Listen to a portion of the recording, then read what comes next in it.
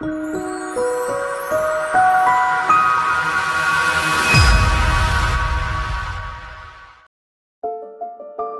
name is Cassie Perry. I'm a mother, a sister, and a friend. And on my 39th birthday, I experienced a stroke. I've always been active. That continued throughout college, very active in my sorority. And right after college, I pursued my dream of becoming an Indianapolis Colts cheerleader. I think that my energy has been one of the biggest drivers for me to be involved in many different activities and kind of just always pressing the gas pedal forward. I became involved with Pure Barre, which is a ballet-based workout. I walked into my first class dealing with all the stresses of being a single parent and just really needing kind of an hour to myself. And from that point on, I knew it was going to be part of my life forever. We've been together a little over 3 years now, engaged, just past our 2-year engagement anniversary from New Year's Eve.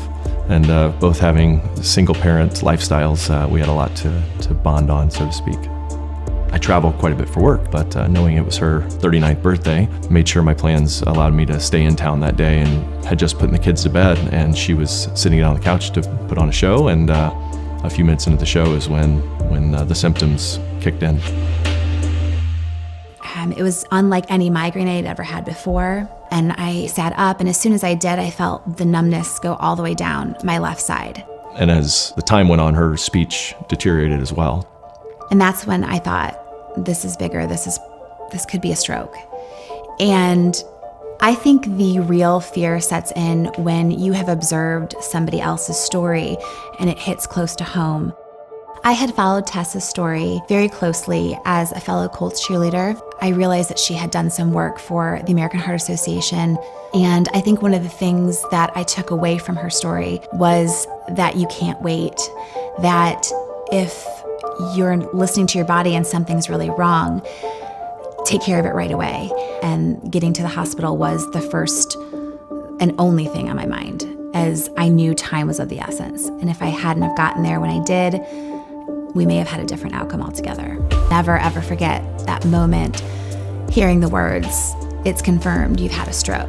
And in that 2-week period, before I got to see the cardiologist, I experienced a second stroke, my biggest fear coming true.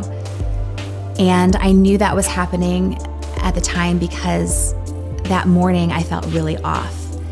And I spilled my breakfast. My hands felt very clumsy. I couldn't put a thought together.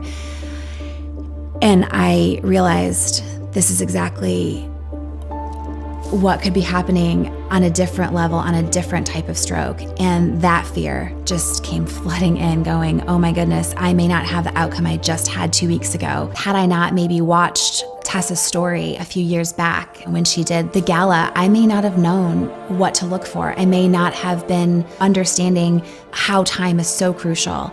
And that wouldn't be possible if it wasn't for the American Heart Association, not only creating awareness, but creating these events so that we get out there and feel supported. Living today is, I'm so excited to be living. If you're not taking care of yourself, if you're not making sure that you have time to be physically active, to get a release emotionally, wherever that is and however you find it, then you can't be your best version for all the people in your life that need you.